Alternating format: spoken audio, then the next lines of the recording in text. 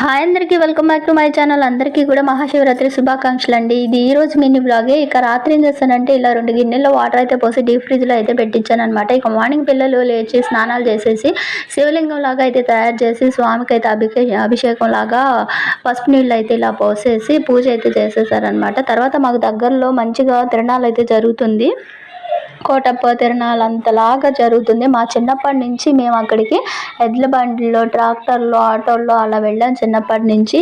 అప్పట్లో మా నాన్న కొనుక్కోవడానికి 10 రూపాయలు ఇచ్చేవాడు. అప్పట్లోనే 4, 3 అలా వచ్చాయన్నమాట రేట్లు, అంటే ఆడుకునే వస్తువులు. ఇప్పుడు ఏమి రావట్లా 10 రూపాయలకి. తర్వాత మా నాన్న 50, 100, 200 అలా పెంచుకుంటూ వచ్చాడు.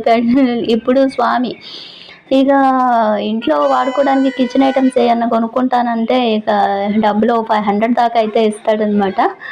ఇక మా వాళ్ళైతే శివాలయం దగ్గరికి వెళ్ళేసి తిరణాల దగ్గరికి